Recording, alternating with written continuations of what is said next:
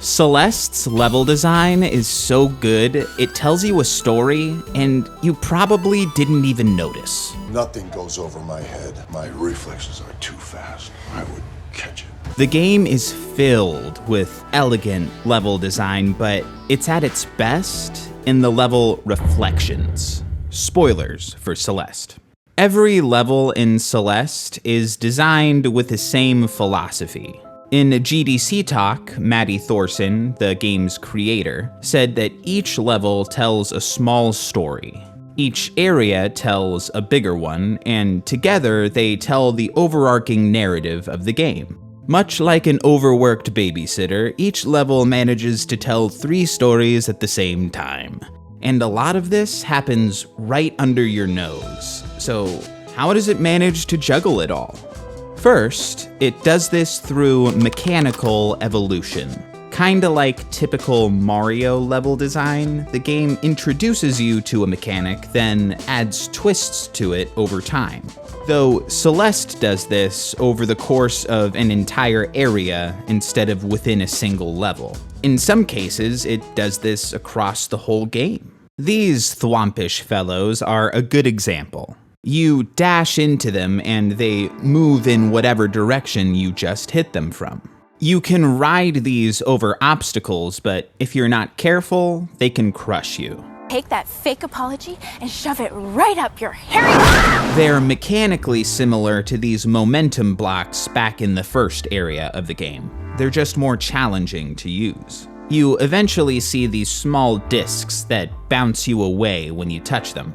They're interspersed with the angry squares to make the challenge more complex. In the same GDC talk, Maddy said that one of the ways they adjusted difficulty was by giving the player safe spaces to rest within a level. The more safety you have, the easier and less stressful the experience will be. The thwomps give you a momentary safe space, but the discs don't give you any time to collect yourself. You later see them in the boss of the area where you have to dodge lasers, reducing safety even further. I'm in danger! So there's a mechanical evolution over time, but how does this relate to the story?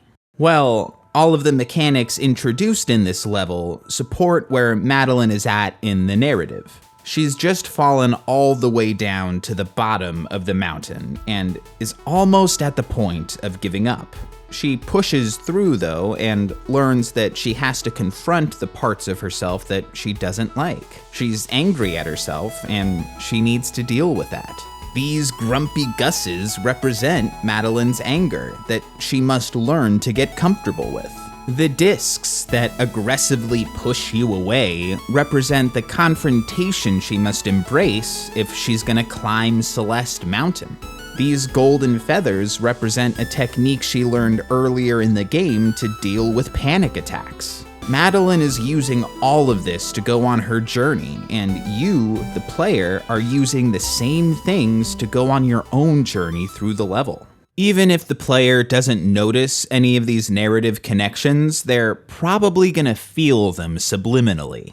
I didn't notice the connection between the thwomps and the story until I made this video. Hold on, pause. What are they actually called? They're called Kevin blocks?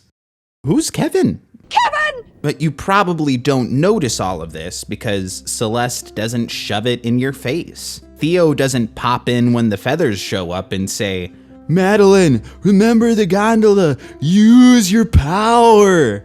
The game allows you to make that connection yourself. It doesn't force you to feel something, it lets you feel something, which is why it still resonates with so many people. Celeste weaves its story into its level design, but it doesn't go out of its way to tell you that. It puts you in the shoes of its protagonist in a way only video games can, all while crafting challenging and rewarding gameplay. Celeste's level design just crushes it.